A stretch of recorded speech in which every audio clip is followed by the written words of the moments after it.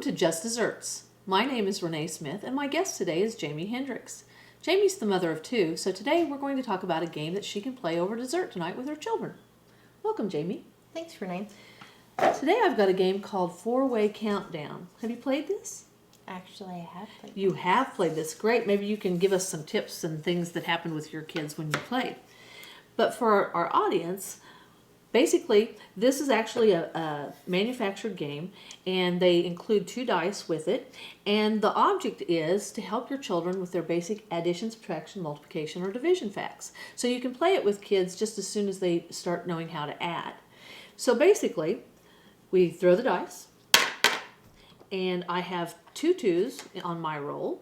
And so I have the option of either adding and getting a total of 4, subtracting, but that would give me a 0. Yeah. I could multiply back to 4 again, or I could divide, and I'd get 2 divided by 2 is 1.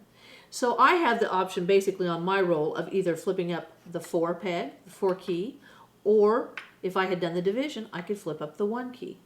And there would be some strategy involved because there would be certain numbers, I think, that would be harder to actually find a sum or a product of than others. So I'm going to flip up the 1 on my roll. Okay. And I got, if I do 6 times 3, 6 that's way times too 3, much. way too much. Way too much. So I can do 6 divided by 3, which is 2, or if I could just subtract, I've got 3. What would you get if you added?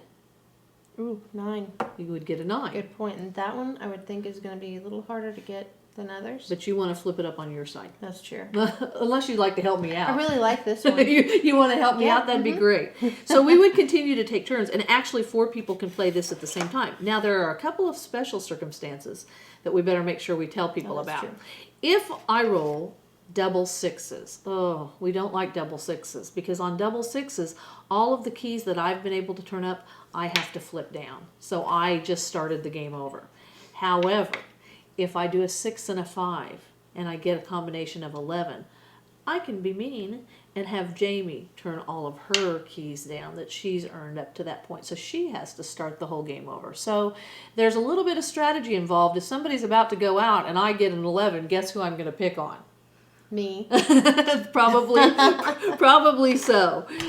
So did your kids like CountDown when you We played? loved it. We were even able to take it in the car with us. It would be a great it's travel game. self-contained, and they could sit and they can play it all the way. That's true. It would be really good because you can toss the dice right into the game board itself. So that would be great. A travel game. Yeah. All for the price of 1. That's right. You know, there's another thing that I've thought about as a math teacher. I've thought about the fact that this would also be a great game for primary children. And I know your kids are a little bit older, but even for little kids who are learning just to do rote counting.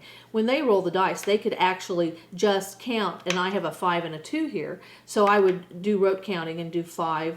I might be able to hold 5 in my head and then go 6, 7, and I could just turn up the 7 key. So I'm not really working on the addition, subtraction, multiplication, division facts, but I could play this with young children just on number identification as well. So when you say rote counting, what does that mean? It's when they actually just count 1, 2, 3, 4, Okay. 5, 6, 7. But in this case, they would actually be doing 1-to-1 correspondence because they could count each dot and know that that is one thing. So I would go 1, 2, and they would actually be tapping the dice, and so it's actually a really progressive game and works really well for little kids as well. So it's good for different types of learners Sure, sure. It's great. So I really like this game because even though that's not necessarily what the manufacturers had in mind, I think it works really well for primary age kids as well. So That's a great idea. So join us again next time for more math games, and I want to play a game. How about you? Sounds good. Okay, you get to go first because I'm having my cookie. For more information, see mykidsturn.com.